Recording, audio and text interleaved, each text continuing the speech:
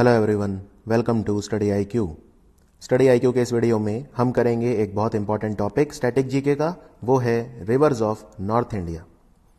तो reverse of north India जो topic है अपने आप में काफ़ी बड़ा है, काफ़ी विशाल है और ये मैं 3 पार्ट में कवर करूंगा, यानी कि 3 वीडियोज आएंगे। पहला जो वीडियो होगा वो रहेगा रिवर्स ऑफ नॉर्थ इंडिया।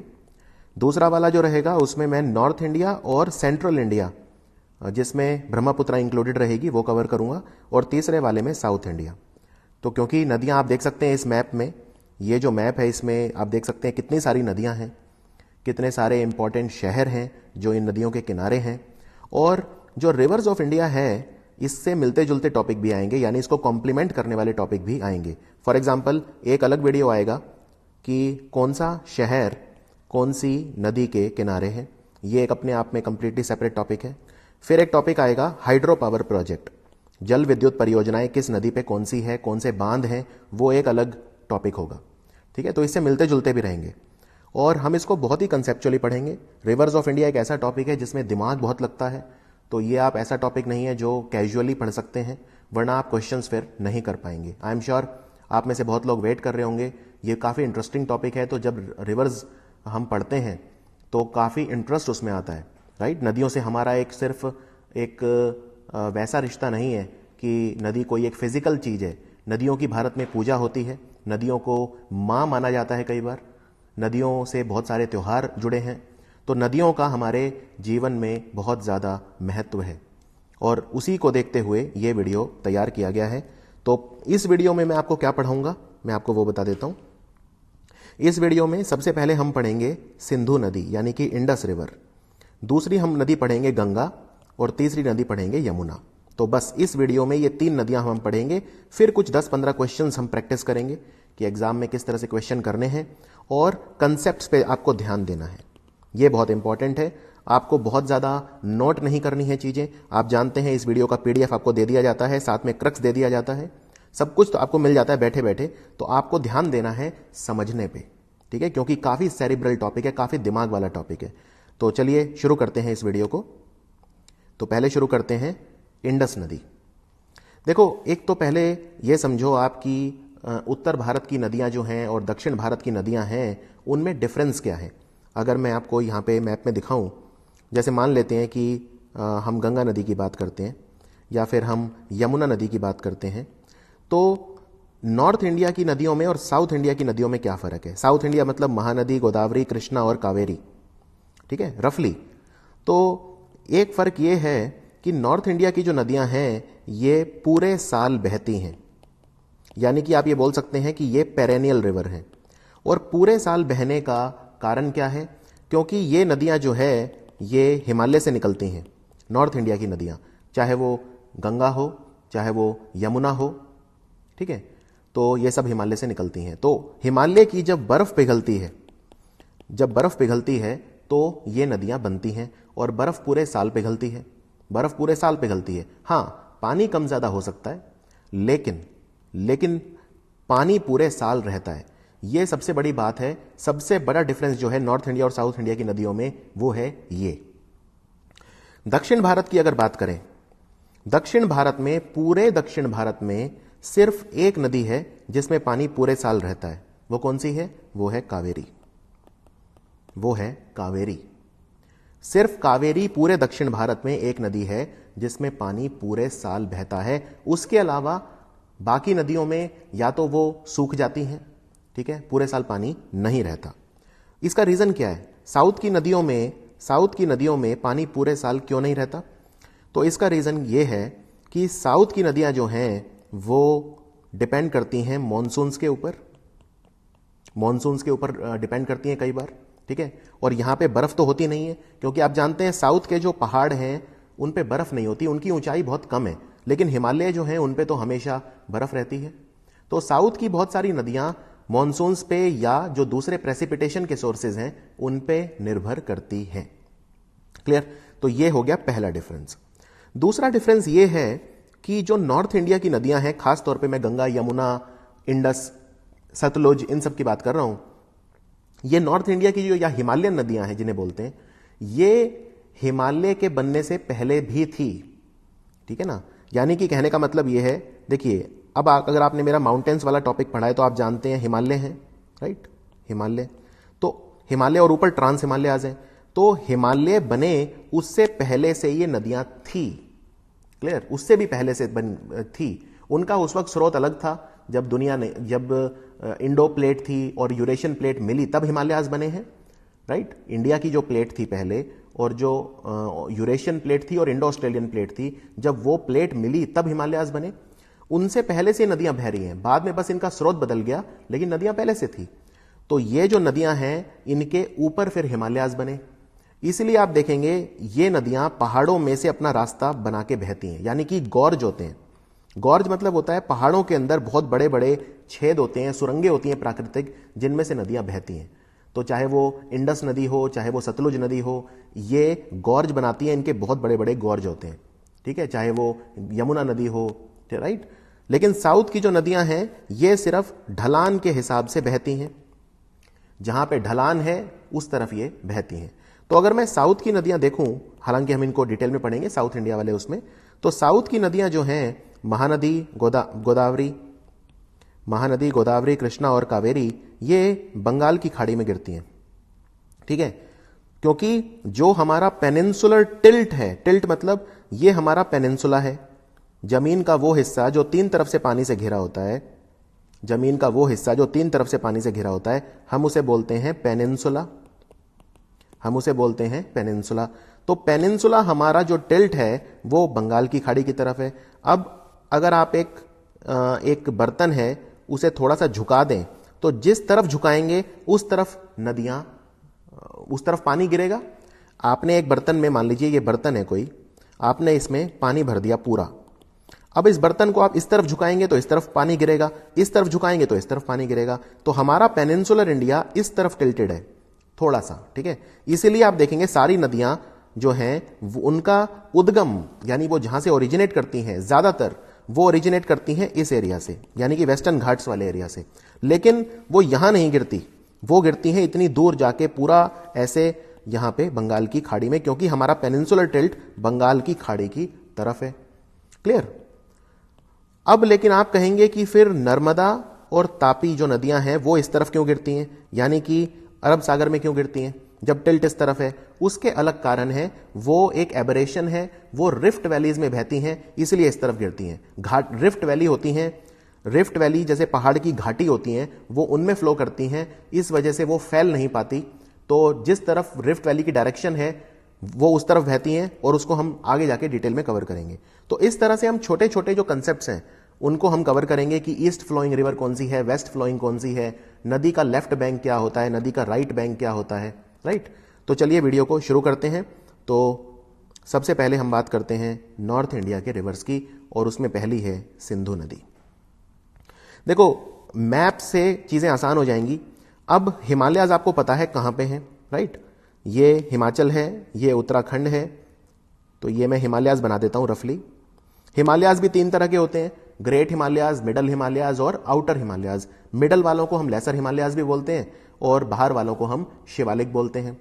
तो यहां हम उनमें नहीं जाएंगे क्योंकि वो हम माउंटेन्स ऑफ इंडिया में डिटेल में कवर कर चुके हैं। अब ये हिमालयाज हो गए रफली, और हिमालयाज के ऊपर जो पहाड़ बच गए उन्हें क्या बोलते हैं? ट्रांस हिमालयाज। ट्रांस हिमालयाज तीन तरह के होते हैं, ठीक है। तो उनमें एक बहुत इंपॉर्टेंट होते हैं जिन्हें बोलते हैं कैलाश। तो ये जो मैं अभी बना रहा हूं, मैं कलर चेंज कर देता हूं, ग्रीन कर देता हूं। चलिए, ये ग्रीन कलर के जो पहाड़ हैं ये हैं कैलाश, कैलाश के पहाड़ जो भगवान शिव का घर माने जाते हैं। और कैलाश के पहाड़ों में ही एक मानसरोवर है जिसे हम बोलते हैं कैलाश मानसरोवर, जो एक तालाब है। और यहीं तालाब के पास से तीन नदियां निकलती हैं, यहीं तालाब के पास से तीन नदियां निकलती हैं। एक है सिंधु नदी जो आप इस डायग्राम में देख रहे हैं, यह सिंधु नदी है। दूसरी है सतलुज, और तीसरी जो है वो है ब्रह्मपुत्रा।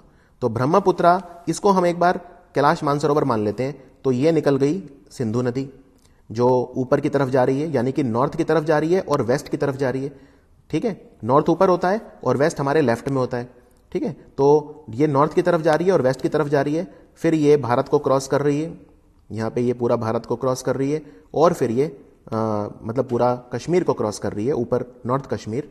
और अब क्योंकि लद्दाख हो गया तो हम बोलेंगे लद्दाख, तो लद्दाख पूरा क्रॉस करके फिर ये कश्मीर होते हुए पाकिस्तान चली जाती है और पूरा पाकिस्तान ट्रैवल करके ये गिर जाती है अरब सागर में। क्लियर? पूरी की पूरी जो है ये अरब सागर में गिर जाती है। तो हम एक एक करके देखते हैं। पहले सिंधु नदी पे बात करते हैं। तो सिंधु नदी पे मैंने ये एक कैलाश के पहाड़ बना दिए हैं। ये कैलाश मानसरोवर है। तो कैलाश मानसरोवर के पास से ये निकली सिंधु नदी।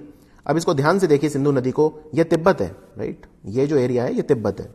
आजकल ये चाइना का पार्ट है तो हम बोलेंगे चाइना है, बट आप तिब्बत बोल सकते हैं। अब ये सिंधु नदी ऊपर की तरफ गई, यानी कि नॉर्थ की तरफ जा रही है, और ये वेस्ट की तरफ जा रही है, फिर ये भारत में एंटर करती है, और फिर ये पूरा लद्दाख को क्रॉस करते हुए, कश्मीर को क्रॉस करते हुए पाकिस्तान चली जाती है। और आप देख सकते हैं ये नदी कितनी बड़ी है। अब ये नदी किसकी है? क्योंकि निकली तो ये तिब्बत से यानी चाइना से, फिर ये गई इंडिया में, फिर ये गई पाकिस्तान में। क्या हम ये बोल सकते हैं कि सिंधु नदी भारत की है? नहीं। देखिए, जनरल कन्वेंशन ये है कि नदी का ज्यादातर पार्ट जिस कंट्री में होता है हम कहते हैं उस देश की नदी है। यानी हम अगर आज की बात करें तो क्योंकि सिंधु नदी का मैक्सिमम पार्ट पाकिस्तान में है, आप देख सकते हैं इसका जो बेसिन एरिया है जहां ये ड्रेन करती है वो ज्यादातर पाकिस्तान में है, तो हम कहेंगे ये पाकिस्तान की नदी है। ये नदी काफी लंबी है, गंगा से भी लंबी है सिंधु नदी। तो अगर मैं पूछूं भारत की सबसे लंबी नदी कौन सी है, तो आप क्या बोलेंगे? गंगा। सिंधु नहीं। गंगा से लंबी तो ब्रह्मपुत्र भी है, लेकिन ब्रह्मपुत्र भी भारत की नदी नहीं है, क्योंकि ब्रह्मपुत्र का ज्यादातर पार्ट तिब्बत में है। अब ये कैलाश मानसरोवर ये रहा। कैलाश मानसरोवर से एक तो सिंधु नदी निकल गई, ठीक है, एक निकल गई यहां से सतलुज नदी जो फिर भारत आएगी, और एक ये पीछे की तरफ बहेगी चीन के अंदर ही, यानी तिब्बत के अंदर ही, और फिर ये घूम के भारत आएगी। ये है ब्रह्मपुत्र। तो कैलाश मानसरोवर के पास से, हालांकि जगह अलग अलग है, लेकिन कैलाश मानसरोवर के पास से 3 नदियां निकलती हैं। एक जो ऊपर और पश्चिम की तरफ जाती है जो है सिंधु नदी, एक जो भारत आती है शिपकिला पास से निकल के सतलुज नदी, और एक है जो पीछे की तरफ यानी तिब्बत में ही फ्लो करती है भारत के नॉर्थ ईस्टर्न स्टेट्स के पैरेलल, और फिर ये घुसती है अरुणाचल में। ये है ब्रह्मपुत्र नदी। क्लियर? तो इंडस नदी आपको यहां तक क्लियर है कि इंडस नदी का जो रूट है वो क्या है। एक बार रूट क्लियर हो गया तो चीजें काफी आसान हो जाएंगी। और सिंधु नदी के किनारे आप जानते हैं सिंधु घाटी सभ्यता पनपी, क्योंकि पहले के लोग क्या थे, नदियों के पास ही बस जाते थे। तो सिंधु नदी के किनारे बहुत सारे हड़प्पा, मोहेंजोदड़ो, लोथल, बहुत सारे ऐसे टाउन्स हैं जो सिंधु घाटी सभ्यता का हिस्सा रहे। नेक्स्ट, अब देखो सिंधु नदी जो है इसमें वैसे तो बहुत सारी नदियां मिलती हैं, क्योंकि सिंधु नदी इतनी लंबी है तो ऑब्वियसली छोटी बड़ी हर तरह की नदियां मिलती हैं। तो कुछ छोटी नदियां भी इंपॉर्टेंट हैं, कुछ बड़ी नदियां भी इंपॉर्टेंट हैं। अगर बड़ी नदियों की बात करें, जो 5 सबसे इंपॉर्टेंट हैं वो यहां पे आप डायग्राम में देख सकते हैं। अगर हम ऊपर से नीचे की तरफ देखें तो झेलम है, चेनाब है, झेलम, चेनाब, रावी, ब्यास और सतलुज। झेलम, चेनाब, रावी, ब्यास और सतलुज। और ये सारी की सारी जो 5 नदियां हैं ये अल्टीमेटली जाके सिंधु में मिल जाती हैं, अल्टीमेटली जाके सिंधु नदी में मिल जाती हैं। और इनमें एक इंडस वाटर ट्रीटी हमने साइन करी थी पाकिस्तान के साथ, इंडस वाटर ट्रीटी। अब अगर आप इसको ध्यान से देखें तो ये सबसे ऊपर वाली जो नदी है ये है इंडस। क्लियर? ये है इंडस। फिर है झेलम, झेलम के नीचे है चेनाब। ऊपर वाली 3 नदियां जो हैं इनका जो पानी है वो इस्तेमाल करेगा पाकिस्तान। जो संधि हुई थी वो ये थी कि ये ऊपर वाली, यानी कि ये हो गई सबसे ऊपर इंडस, फिर ये हो गई झेलम, और ये हो गई चेनाब। तो इंडस, झेलम और चेनाब इनका पानी इस्तेमाल करेगा पाकिस्तान, और जो नीचे वाली 3 है यानी कि रावी, ब्यास और सतलुज, इनका पानी इस्तेमाल करेगा इंडिया। इसको बोलते हैं इंडस वाटर ट्रीटी। 1960 में साइन हुई थी। नदियों को लेकर लड़ाई थी तो वर्ल्ड बैंक बीच में आ गया, विश्व बैंक, उसने ये मध्यस्थता कराई, मॉडरेशन कराया, और फिर जवाहरलाल नेहरू और अयूब खान ने ये साइन करी थी। ऊपर वाली 3 नदियों का पानी पाकिस्तान का, नीचे वाली 3 नदियों का पानी भारत का। यहां पे थोड़ा मैं जूम करके दिखा रहा हूं इसे कि ये नदियां किस तरह से फ्लो करती हैं। इसमें बिल्कुल क्लियर है। इंडस हो गई, राइट। फिर ये जो है ये झेलम है। तो इनको एक एक करके हम पढ़ेंगे डिटेल में। फिर चेनाब है, रावी है, ब्यास है, और फिर ये सतलुज है। तो सिंधु नदी के बारे में शुरू करते हैं। सिंधु नदी जो है इसके अराउंड इंडस वैली सिविलाइजेशन यानी सिंधु घाटी सभ्यता पनपी, नंबर 1। कई बार यह भी बोला जाता है कि भारत को जो नाम मिला है इंडिया वो इंडस नदी से मिला है। इंडिया को, भारत को जो नाम मिला है इंडिया वो इंडस नदी से मिला है। यह नदी नॉर्थ वेस्ट डायरेक्शन में बहती है, जैसा मैंने आपको मैप पे दिखाया था, राइट। यह नदी उत्तर और पश्चिम की तरफ बहती है। और फिर इसका सोर्स क्या है? ये कैलाश के पहाड़ हैं तिब्बत में, लेक मानसरोवर के नियर ग्लेशियर यानी कि जो हिमनद है। हिमनद, ग्लेशियर क्या होते हैं? जमी हुई बर्फ को, जो पहाड़ों की जमी हुई बर्फ है जो बाद में पिघल जाती है और नदी बनाती है, उसे हम ग्लेशियर बोलते हैं, हिमनद बोलते हैं। तो इसका अगर एक वर्ड में पूछा जाए इंडस नदी का सोर्स क्या है, स्रोत क्या है, तो कैलाश के पहाड़ लेक मानसरोवर के पास। यह नदी लगभग 2900 किलोमीटर है, तो गंगा से ज्यादा लंबी है। गंगा की लंबाई 2525 किलोमीटर मानी जाती है जनरली, ज्यादातर बुक्स 2525 कहती हैं। ज्यादातर, आधे से ज्यादा इस नदी का जो ड्रेनेज एरिया है वो पाकिस्तान में है, राइट। और जम्मू कश्मीर में जब ये घुसती है तो लद्दाख और जंस्कार रेंजेस के बीच में फ्लो करती है। लद्दाख रेंज और जंस्कार रेंज के बीच में फ्लो करती है। अच्छा, यह तो मैंने आपको बताया था कि इंडस नदी में 5 नदियां तो बहुत बड़ी मिलती हैं, झेलम, चेनाब, रावी, ब्यास और सतलुज। लेकिन कुछ छोटी नदियां भी मिलती हैं जो बहुत इंपॉर्टेंट है। जैसे जब ये जम्मू कश्मीर में होती है यानी लद्दाख में होती है, लद्दाख और जम्मू और कश्मीर में, तो इसमें एक नदी मिलती है शोक नदी, क्लियर। तो गिलगिट नदी, गरतंग, द्रास नदी, शिगार, हुंजा, ये सारी की सारी जो हैं ये हिमालयन ट्रिब्यूटरीज हैं इंडस की। हिमालयन ट्रिब्यूटरी मतलब हिमालय के पहाड़ों के अंदर, ठीक है, हिमालय या ट्रांस हिमालयाज के अंदर जो मिलती हैं ये वो नदियां हैं। और 5 बड़ी हैं, झेलम, चेनाब, रावी, ब्यास और सतलुज। तो कौन कौन सी नदियां हैं जो इंडस में आपको याद रखनी है जो मिलती हैं?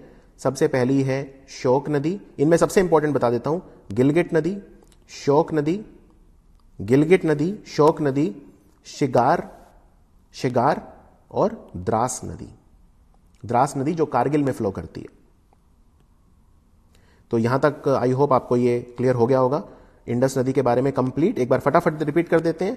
इंडस नदी जो है वो कैलाश मानसरोवर से निकली, ठीक है, उसके बाद उत्तर और पश्चिम की तरफ मुड़ी, फिर ये भारत में गई। भारत में इसमें आप देख भी सकते हैं यहां पे ये नदी मिली शोक नदी, ये शोक नदी मिली है।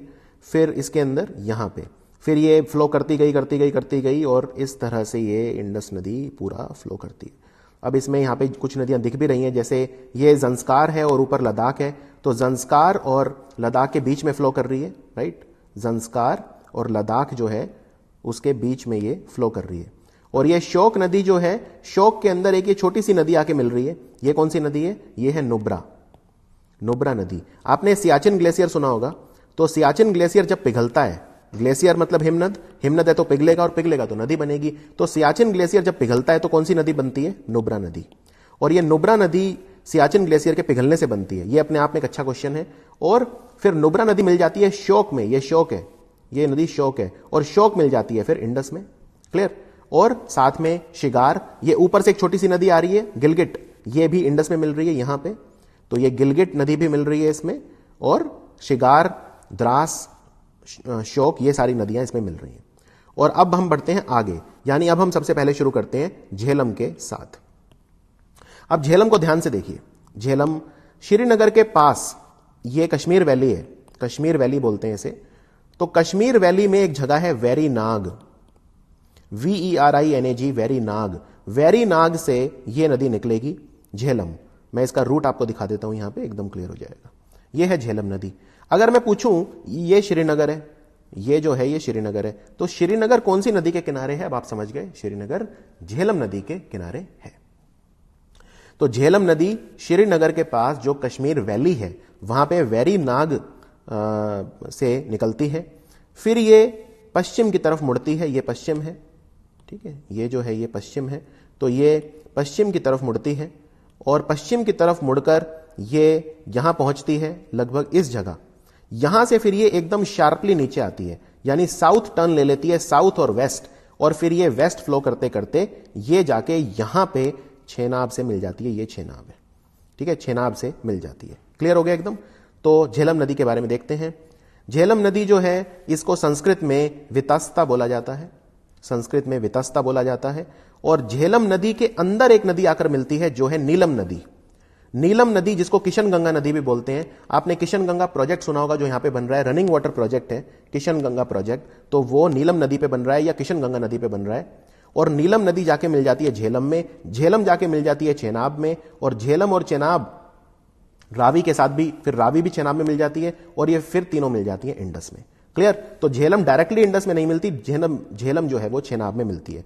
अच्छा, झेलम और चेनाब का मिलन कहां पे हो रहा है?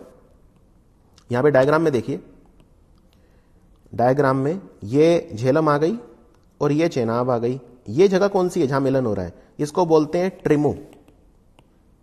ट्रिमू, ये अपने आप में एक क्वेश्चन है कि झेलम और चेनाब का मिलन कहां पे होता है? ट्रिमू में होता है। और झेलम की सबसे बड़ी सहायक नदी कौन सी है? नीलम नदी या किशन गंगा नदी। वैरीनाग से निकली। अच्छा, झेलम का ही पानी वूलर लेक में जाता है। वूलर लेक भारत का मीठे पानी का सबसे बड़ा लेक है, याद रखिए। वूलर लेक मीठे पानी का सबसे बड़ा लेक है भारत में। तो वूलर लेक के पास से फिर ये नीचे की तरफ गई, यानी कि साउथवर्ड गई, और फिर ये बारामूला और पीर पंजाल के पहाड़ों को क्रॉस करते करते ये पहुंच गई पाकिस्तान ऑक्यूपाइड कश्मीर। पाकिस्तान ऑक्यूपाइड कश्मीर की कैपिटल है मुजफ्फराबाद। मुजफ्फराबाद के बाद से ये साउथ की तरफ आ गई। मैं यहां पे आपको दिखा देता हूं, यहां पे देखिए आप, इनफैक्ट मेरे पास एक डायग्राम और है, ये वाला ज्यादा अच्छा है। तो इसमें आप यहां पे देख सकते हैं झेलम नदी जब निकली, ये फिर पाकिस्तान की तरफ जा रही है। अब यहां से ये मुजफ्फराबाद है, ये जो मैंने सर्कल करा ये मुजफ्फराबाद है। मुजफ्फराबाद से फिर ये दक्षिण की तरफ आ गई और फिर ये पाकिस्तान घुस गई। क्लियर। मुजफ्फराबाद जो है ये पाकिस्तान ऑक्यूपाइड कश्मीर की राजधानी है। और उसके बाद ये चली गई पाकिस्तान, लेकिन डायरेक्टली नहीं गई। बीच में अगर आप इस डायग्राम में देखें तो ये पहले ही यहां कहीं ट्रिमू से ये पहले चेनाब में मिल जाती है, और फिर इनमें रावी भी मिल जाती है, तो ये फिर आगे पाकिस्तान चली जाती है। यहां तक आई सपोज अब कोई डाउट नहीं होगा। अब हम बात करते हैं चेनाब पे। अच्छा, ये जो 5 नदी मिल रही है इंडस में, झेलम, चेनाब, रावी, ब्यास और सतलुज, इनमें सबसे बड़ी कौन सी है? सबसे बड़ी है Chenab. Chenab is the biggest. तो चेनाब का दूसरा नाम है असिकनी, इसे असिकनी बोलते हैं। चेनाब नदी ये निकलती कहां से है?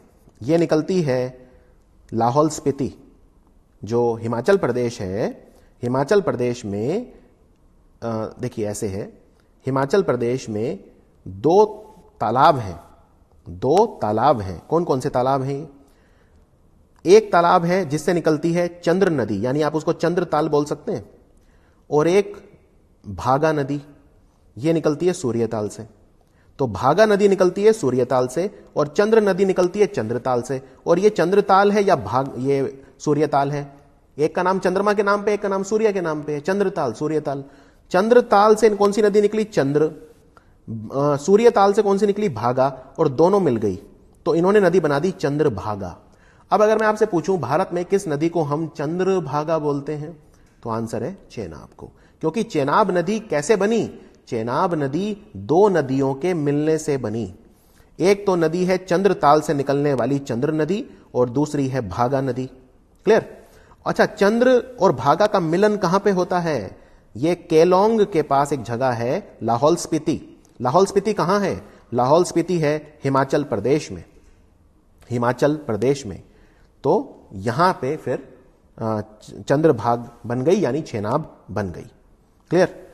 अब मैप पे अगर हम चेनाब को देखेंगे, मैप पे बड़ा आसान है, ये देखिए, ये इसका जो अगर हम उद्गम ट्रेस करें, ये चेनाब नदी है यहां, तो ये हिमाचल प्रदेश है।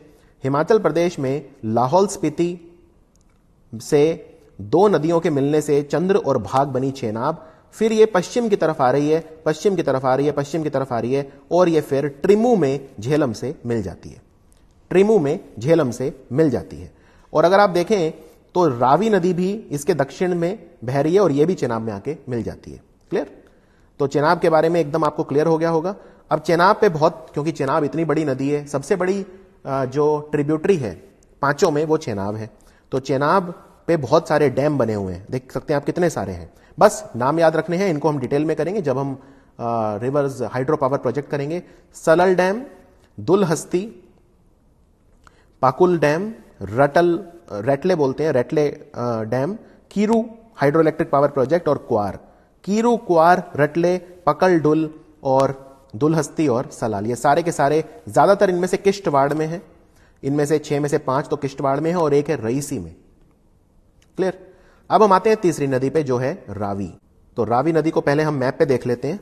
यहां पे ये देखिए, रावी नदी को मैं लोकेट कर देता हूं, ये बहुत आसान है। ये रावी नदी है और अब तक हम झेलम कवर कर चुके हैं, तो भाई झेलम ये रही। चेनाब कवर कर चुके हैं, ये चेनाब रही, दोनों मिल गई ट्रिमू में। फिर ये रावी भी इनमें आके मिल गई। यानी ऊपर की ये जो 5 में से ऊपर वाली 3 हैं, ये एक साथ मिलती हैं और फिर ये जाके इंडस में समा जाती हैं। क्लियर। अभी हमने ब्यास और सतलुज को नहीं छेड़ा है, यहां ये समझिए। अभी हम सिर्फ ऊपर वाली 3 की बात कर रहे हैं। अब इसमें देखिए, रावी जो है, रावी नदी निकलती कहां से है? ये रोहतांग पास के नियर से निकलती है। जब आप मनाली से लेह जाते हैं, मनाली हिमाचल प्रदेश में है और लेह लद्दाख में है, तो आप हिमाचल प्रदेश जो है वहां से जब आप लद्दाख जाएंगे तो रास्ता है, उस रास्ते पे 2 पास आते हैं। एक का नाम है रोहतांग पास और दूसरे का नाम है बारा लाचा ला पास। बारा लाचा ला पास, ठीक है। तो ये कहां से निकलती है? रोहतांग पास के नियर से निकलती है। इसका पुराना नाम है पुरुषनी या इरावती। पुरुषनी या इरावती। जब ये रोहतांग पास के पास से निकल जाती है, फिर ये हिमाचल प्रदेश में ही थोड़ा सा फ्लो करती है आगे। फिर ये पहुंचती है बाराबंग धौलाधार रेंज में। ये बाराबंग जो जगह है, ये आपने एक जगह का नाम सुना है, बीर बिलिंग। ये कांगड़ा डिस्ट्रिक्ट सुना होगा आपने। तो वहां पे है एडवेंचर स्पोर्ट्स, यानी साहसी पर्यटन के लिए मशहूर है ये जगह। वहां पहुंचती है ये, फिर वहां से ये आगे फ्लो करती है पश्चिम की तरफ। अब तक कोई डाउट आपको, मेरे को लगता नहीं होना चाहिए। हमने इंडस देख ली है, झेलम देख ली है, चेनाब देख ली है और हमने रावी भी देख ली है। अब हम आ जाते हैं ब्यास और सतलुज पे। तो नेक्स्ट नदी है ब्यास। बहुत सारे क्वेश्चन आते हैं ब्यास से। ब्यास नदी के किनारे एक मशहूर आश्रम भी है, राइट, जो राधा स्वामी आश्रम जिसे बोलते हैं। आपने ब्यास आप गए होंगे या सुना होगा, राधा स्वामी जो फेथ है, उनका जो आश्रम है वो यहीं पर है, ब्यास नदी के किनारे। अच्छा, ब्यास नदी का पुराना नाम क्या है? ब्यास नदी का पुराना नाम है विपस या अर्गिकिया। अर्गिकिया, विपस या अर्गिकिया। तो ब्यास नदी कहां से निकलती है? ये भी रोहतांग पास से निकलती है। ये भी रोहतांग पास से निकलती है और काफी ऊंचाई से निकलती है। ये 4000 मीटर की हाइट वहां से निकलती है और फिर ये जो पीर पंजाल के पहाड़ हैं उनके अराउंड फ्लो करती है। बिल्कुल रावी नदी के पास से ही इसका उद्गम होता है। यहां पे आप मैप में भी अप्रिशिएट कर पाएंगे। ये देखिए, ये मैं रावी नदी को एक बार ट्रेस कर रहा हूं और ये मैं ब्यास नदी को ट्रेस कर रहा हूं। ये ब्यास आ गई, तो बहुत पास से निकल रही है। ये देखिए, बहुत पास है इनका उद्गम, दोनों ही रोहतांग पास से निकलती हैं। तो ये, और फिर बस फर्क इतना है, ऊपर वाली यानी जो रावी है ये चेनाब में मिल जाती है और ब्यास है वो सतलुज में मिल जाती है। तो ब्यास नदी में एक खास तरह की डॉल्फिन पाई जाती है जो पूरे भारत में किसी और नदी में नहीं पाई जाती। उसको बोलते हैं इंडस डॉल्फिन। उसको बोलते हैं इंडस डॉल्फिन। याद रखिए, यह डॉल्फिन पूरे भारत में सिर्फ एक नदी में मिलती है, वो है ब्यास नदी। तो ये उसके बाद धौलाधार रेंज में फिर क्रॉस करती है उसे और ये साउथ वेस्टर्ली डायरेक्शन में चलती जाती है। फिर ये सतलुज नदी में मिलती है हरिके में। आपने हरिके वेटलैंड सुना होगा, हरिके लेक रामसर साइट है भाई पंजाब में। हरिके लेक, रोपड़ लेक, कंजली लेक, ये सब आपको पता होना चाहिए, राइट। तो हरिके में मिलन किसका होता है? हरिके में मिलन होता है ब्यास और सतलुज का। इस पे एक डैम भी बना है ब्यास नदी पे जिसका नाम है पौंग डैम। पौंग डैम को ब्यास रिवर डैम भी बोलते हैं। अब हम इसको एक बार मैप पे दोबारा देखते हैं बेटर अंडरस्टैंडिंग के लिए। ये ब्यास नदी रोहतांग से निकली, फिर ये नीचे से सतलुज आ रही है, ठीक है। सतलुज कहां से आती है? सतलुज तो भारत से आती भी नहीं, सतलुज तो तिब्बत से आती है। मैंने कहा था मानसरोवर के पास से, तो इसलिए ये नदी इतनी लंबी आपको यहां दिख रही है क्योंकि ये तिब्बत है। तो सतलुज नदी अभी हम देखेंगे। सतलुज नदी कैलाश मानसरोवर से भारत आ गई, शिपकिला पास के अंदर से निकल के, और फिर ये आके ब्यास और सतलुज का मिलन हो गया। अच्छा, ब्यास और सतलुज का मिलन कहां पे हुआ? ब्यास और सतलुज का मिलन हुआ हरिके लेक में। हरिके लेक, ये अपने आप में एक अच्छा सवाल है। चलिए, और आखिरी नदी सतलुज। सतलुज हम देख चुके हैं, ये तिब्बत में कैलाश मानसरोवर के झील के पास से निकली, और मानसरोवर से दो नदियां और निकली हमारे काम की, इंडस और ब्रह्मपुत्रा। अब आप समझे मानसरोवर इतना इंपॉर्टेंट क्यों है हिंदू धर्म में? एक तो कैलाश के पहाड़ों पे भगवान शिव का घर है, दूसरा मानसरोवर से नदियों का उद्गम होता है, ब्रह्मपुत्रा, सिंधु और सतलुज। अब ये नदी ने क्या किया, फिर नॉर्थ और वेस्ट सेम, उत्तर की तरफ थोड़ा सा और पश्चिम की तरफ आएगी, और फिर ये शिपकिला पास के अंदर से निकल के ये भारत आ जाएगी। और सतलुज भी बहुत बड़ी नदी है, सतलुज पे भी कई सारे डैम हैं। इनमें जो तीन सबसे इंपॉर्टेंट है एग्जाम पॉइंट ऑफ व्यू से, वो है भाखड़ा, करचम वांगटू और नाथपा झाकड़ी। फिर ब्यास से मिली कहां पे? हरिके पे। अच्छा, ये फिर काफी आगे तक जाती है, पाकिस्तान बॉर्डर तक जाती है। तो फजिल्का जो है पंजाब में, ये पाकिस्तान बॉर्डर पे, वहां तक लगभग ये जाती है। भारत पाकिस्तान के बॉर्डर पे ये भी फ्लो करती है। क्लियर? तो मेरे को लगता है अब हमने इंडस नदी पूरी अच्छे से कवर कर ली है, कोई भी डाउट अब आपको नहीं होना चाहिए। अगर मैं 30 सेकंड के अंदर ओवरव्यू दे दूं, ये कैलाश मानसरोवर के पहाड़, ठीक है, इंडस निकली, नॉर्थ और वेस्ट में फ्लो करी, फिर इंडस में कई नदियां मिल गई, जैसे कि शोक नदी के अंदर एक नदी मिलती है, नुब्रा नदी, सियाचिन ग्लेशियर के पिघलने से। तो शोक नदी, गिलगिट नदी, शिगार नदी, ये सब इंडस में मिल गई, और इंडस आराम से पाकिस्तान पहुंच गई। ठीक है, फिर बात करते हैं झेलम निकली श्रीनगर के पास से, जो कश्मीर वैली है, वेरीनाग से निकली, और झेलम अपने आके छेनाब में समा गई। छेनाब नदी फिर चंद्र और भाग, दो नदियों के मिलने से बनी छेनाब नदी, ये जो है आके झेलम में समा गई, ट्रिमू नाम की जगह पे मिल गई। फिर रावी रोहतांग के पास से निकली, फिर ये रावी भी इनमें समा गई, और ये तीनों मिलके फिर ये इंडस में समा गई। ब्यास भी रोहतांग पास के पास से निकली, फिर ये पश्चिम की तरफ गई और सतलुज में समा गई। इनका सतलुज नदी कैलाश मानसरोवर के पास से निकली, भारत आई शिपकिला पास को क्रॉस करके, और फिर ये आके ब्यास में समा गई, हरिके में, और फाइनली फिर ये इंडस में मिल गई। ठीक है। अच्छा, आप अगर ध्यान से देखें यहां पे एक चीज, वो जगह कौन सी है जहां पे ये पांचों नदियां झेलम, चेनाब, रावी, ब्यास और सतलुज, ये पांचों इंडस में समा गई, ये जगह कौन सी है? इसको बोलते हैं मिथानकोट। क्या बोलते हैं इसे? मिथानकोट। यानी सिंधु नदी में 5 नदियां समा गई, उस जगह को क्या बोलते हैं? वो पॉइंट क्या है जहां पे पांचों मिल चुकी हैं? वो है पाकिस्तान का मिथानकोट। और फिर ये इंडस नदी गिरी कहां? इंडस नदी कराची के नीचे। तो कराची में आपने एक बीच सुना है, क्लिफ्टन बीच।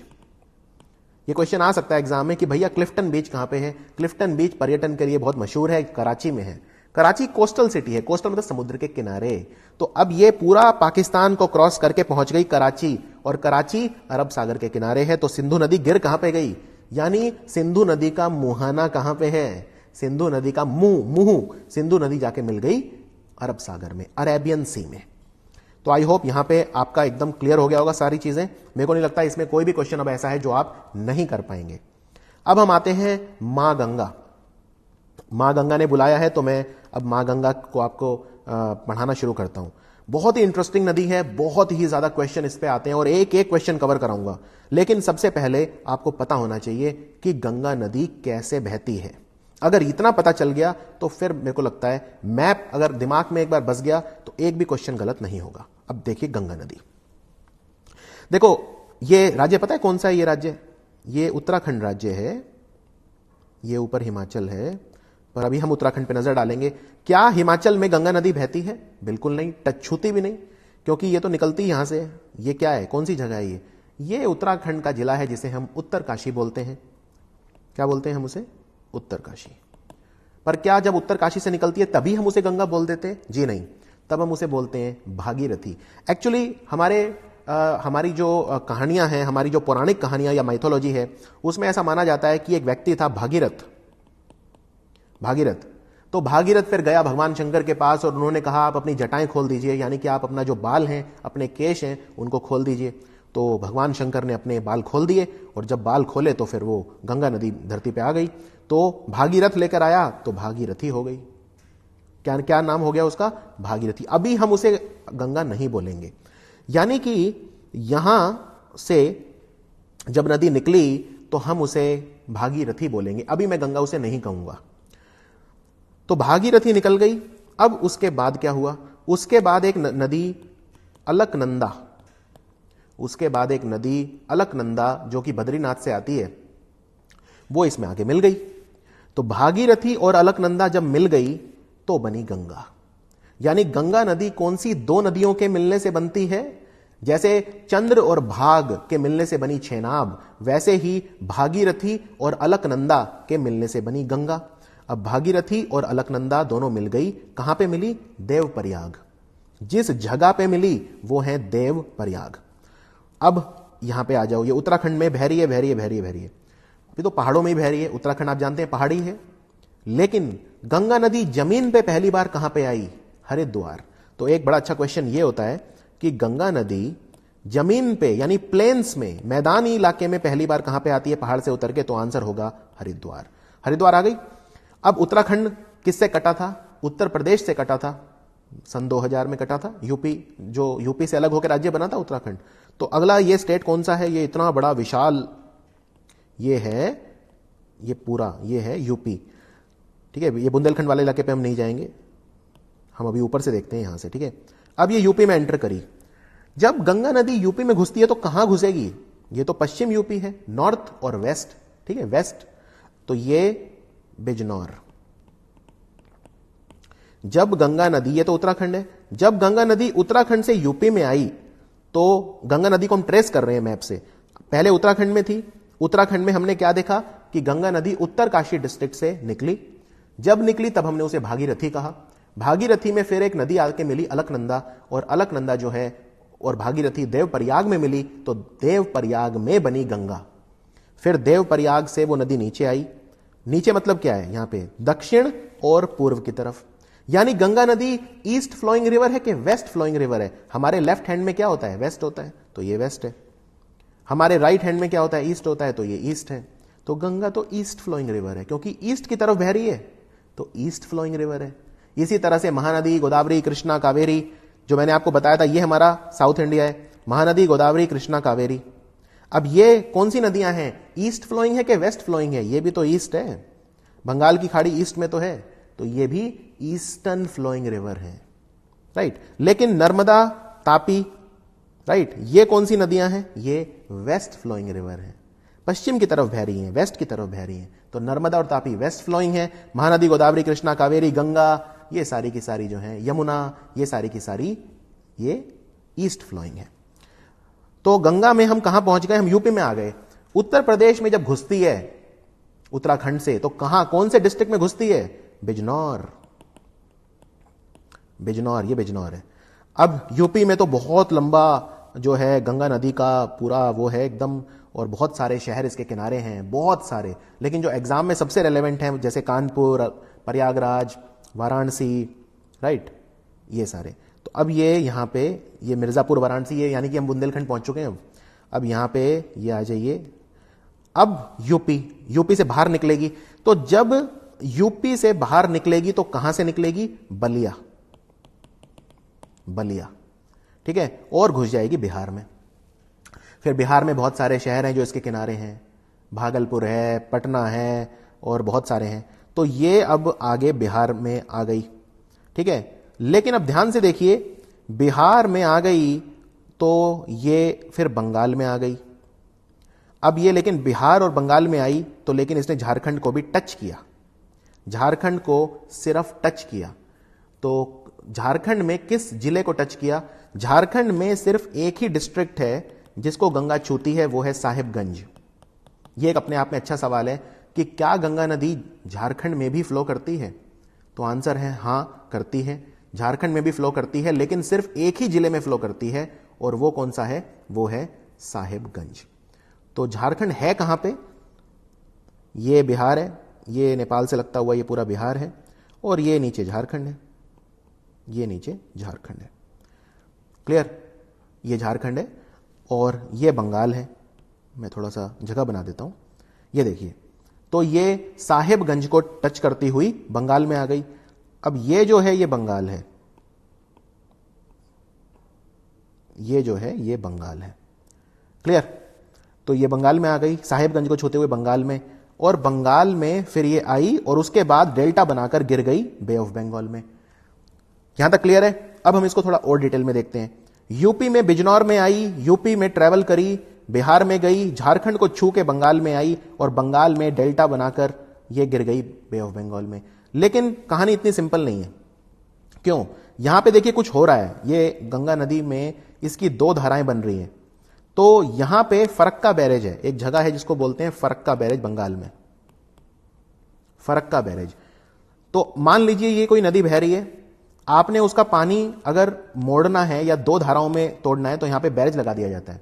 जो गंगा का पानी है वो थोड़ा सा इस तरफ आता है और थोड़ा सीधा चला जाता है। तो ये सीधा जा रहा है, ये गंगा नदी आई, एक तो इस तरफ मुड़ गई और एक सीधी चली गई। और ये जो कंट्री है ये कौन सा कंट्री है? ये है बांग्लादेश। तो गंगा बांग्लादेश में भी तो जा रही है। तो जब गंगा बांग्लादेश में घुस जाती है तो उसे कहा जाता है पद्मा। क्या कहा जाता है उसे? पद्मा। और जब गंगा नदी इस तरफ आ गई बंगाल में तो उसका पानी जो है वो चला गया हुगली नदी में। हुगली, कई लोग इसे भागीरथी हुगली भी बोलते हैं, लेकिन सिर्फ हुगली कहो तो भी ठीक है, गलत नहीं है। हुगली जिसके किनारे कोलकाता है।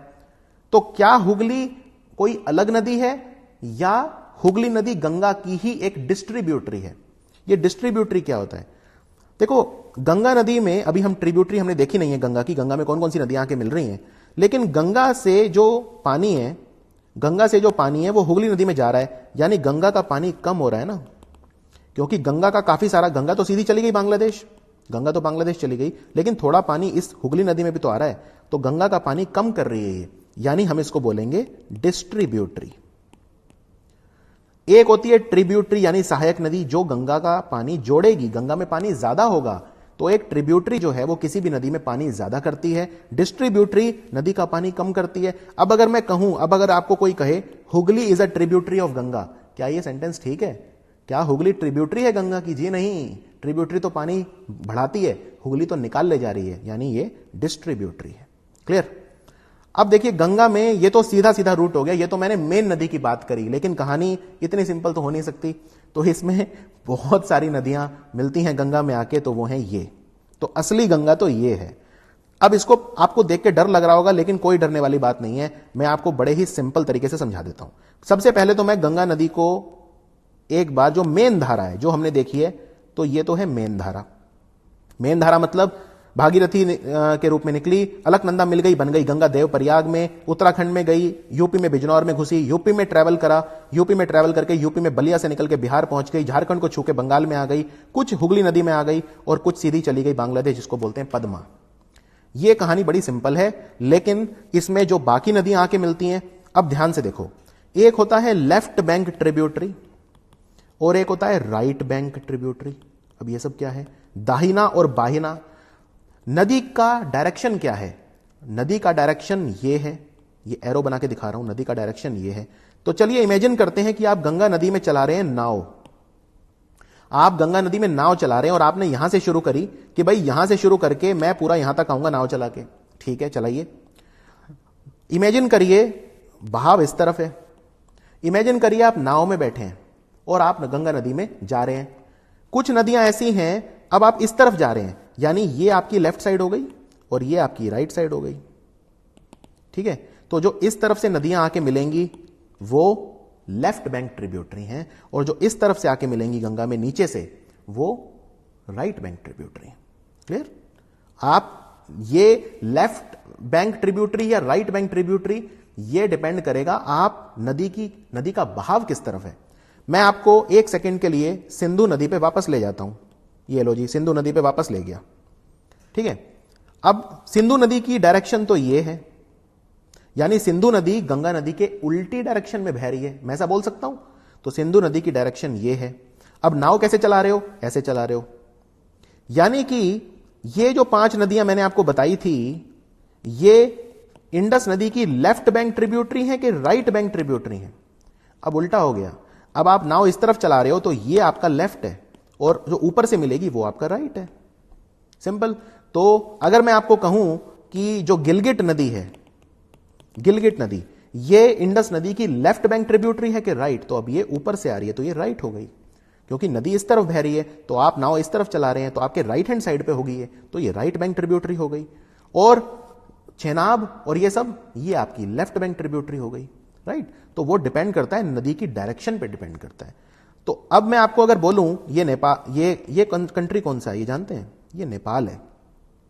अब ये गंगा है, तो नेपाल से 3 नदियां गंगा में आके मिल जाती हैं, ठीक है। अभी आप तीनों बिहार में आती हैं, तो ये मैं सिर्फ आपको रिप्रेजेंटेटिव इमेज बना रहा हूं। नेपाल से 3 नदी आके गंगा में मिल गई। ये 3 नदी कौन सी हैं? घाघरा, कोसी और गंडक।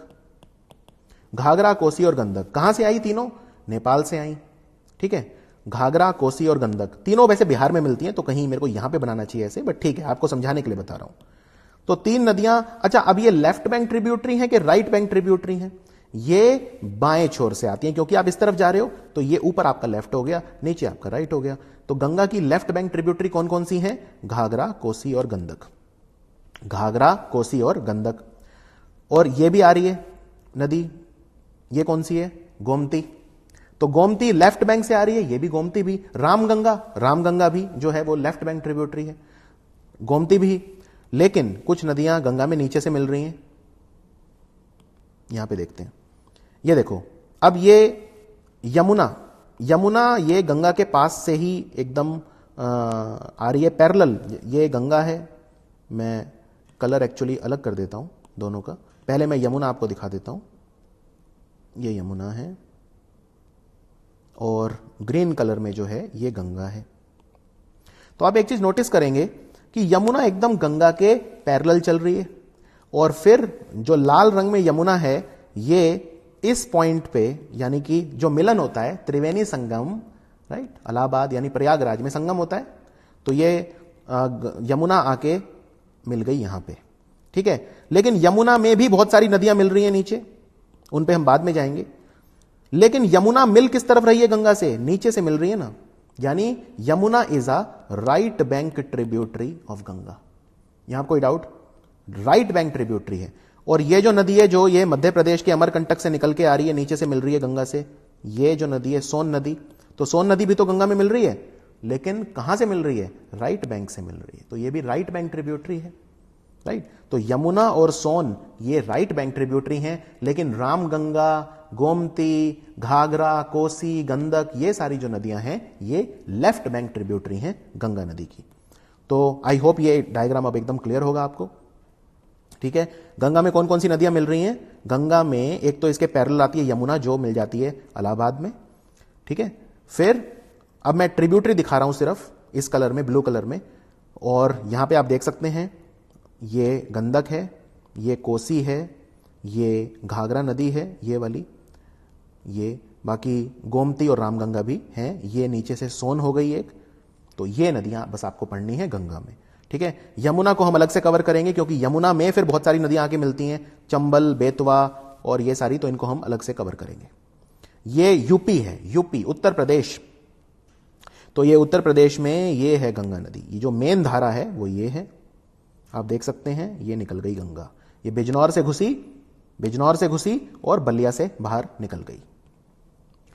और मैंने, क्योंकि नदियां एक इंपॉर्टेंट टॉपिक है, तो हिंदी में भी लिखा है, याद रखिए। ये जो टॉपिक है मैंने आज जो मेन है वो मैंने हिंदी में भी लिखा है और इंग्लिश में तो है ही। तो आपको जो पीडीएफ मिलेगा उसमें दोनों रहेंगे। तो गंगा नदी का उद्गम हुआ भागीरथी के रूप में गंगोत्री हिमनद से, जो उत्तरकाशी से निकली है। तो उत्तरकाशी में गंगोत्री ग्लेशियर से निकलती है, उत्तरकाशी डिस्ट्रिक्ट उत्तराखंड, ठीक है। अब हम समझ चुके हैं, अब हम बस जो समझा है उसको शब्द देंगे। फिर अलकनंदा नदी इसमें आके मिल गई भागीरथी में, देवप्रयाग में मिलन हुआ और बन गई गंगा। फिर गंगा पहाड़ों से नीचे उतरी और सबसे पहली बार मैदान एरिया में घुसी हरिद्वार में, ठीक है। उसके बाद ये यमुना से मिलन हुआ, जो त्रिवेणी संगम जिसे कहते हैं या संगम कहते हैं। त्रि मतलब तीसरी नदी कौन सी है? सरस्वती। हालांकि सरस्वती नदी एक ऐसी है जिसे आप आंखों से देख नहीं सकते, ठीक है। सरस्वती नदी को कहते हैं ना गंगा जमुना सरस्वती, तो गंगा यमुना सरस्वती में सरस्वती को आंखों से देखा नहीं जा सकता, ये आपको याद रखना है, हमारे वेद ऐसा बोलते हैं।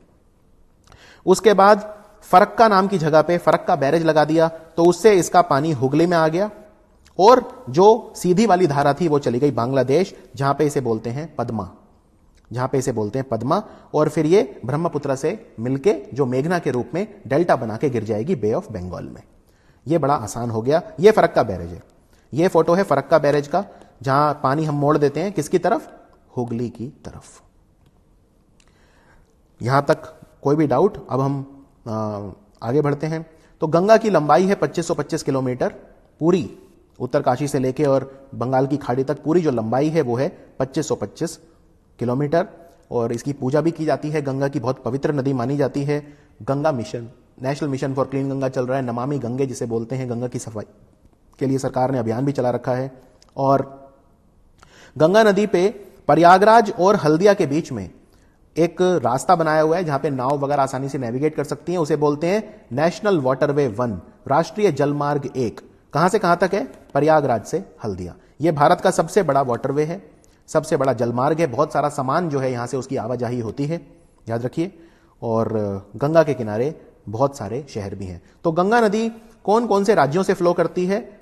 उत्तराखंड, फिर यूपी आ गई, फिर बिहार आ गई, फिर झारखंड आ गई, फिर वेस्ट बंगाल आ गई, बस 5 राज्य हैं। तो वही जो समझाया है वो अब हिंदी में भी है यहां पे। अच्छा, अब ये आते हैं बड़ी इंपॉर्टेंट चीज पे। देखो, मैंने तो आपसे सिर्फ देव प्रयाग की बात करी थी जहां पे भागीरथी और अलकनंदा मिल जाती है, लेकिन और भी बहुत सारे प्रयाग हैं, और ये सारे के सारे जो हैं ये अलकनंदा नदी बनाती है। एक्चुअली प्रयाग जगह का नाम है, ठीक है, प्रयाग वो जगह है जहां पे मिलन होता है। तो अलकनंदा नदी जब निकलती है तो सबसे पहले मिलती है धौली गंगा से। मैं रिपीट करता हूं, अलकनंदा नदी जब निकलती है सबसे पहले मिलती है धौली गंगा से। यह मिलन होता है विष्णु प्रयाग में, यानी सबसे पहले कौन सा प्रयाग आएगा? विष्णु प्रयाग। फिर अलकनंदा नदी नीचे आएगी और फिर यह मिलेगी नंदाकिनी से। ध्यान रखिए, नंदाकिनी है, मंदाकिनी नहीं है, मंदाकिनी आगे आएगी। यह मिलेगी नंदाकिनी से, तो यह मिलन होएगा नंद प्रयाग में। तो उसके बाद अगला प्रयाग आता है नंद प्रयाग। फिर अलकनंदा नदी और नीचे आई, फिर यह मिली एक और नदी से जिसका नाम है पिंडर नदी, यह मिलन होता है कर्ण प्रयाग में। फिर अलकनंदा नदी एक और नदी से मिली जो है मंदाकिनी, यह मिलन होता है रुद्र प्रयाग में, और ये सारे प्रयाग उत्तराखंड में हैं। फिर अलकनंदा नदी और नीचे आई और फाइनली मिली भागीरथी से, और यह मिलन होता है देव प्रयाग में, और यानी कि देव प्रयाग सबसे एंड में आता है। क्लियर? ये सारे जो जगह हैं उत्तराखंड में, सारे इनका हमारे धर्मों में बहुत महत्व है, क्योंकि अलग अलग नदियां यहां पे मिल रही हैं। अलकनंदा धौली गंगा से मिलेगी पहले, फिर नंदाकिनी, फिर पिंडर, फिर मंदाकिनी और फिर भागीरथ।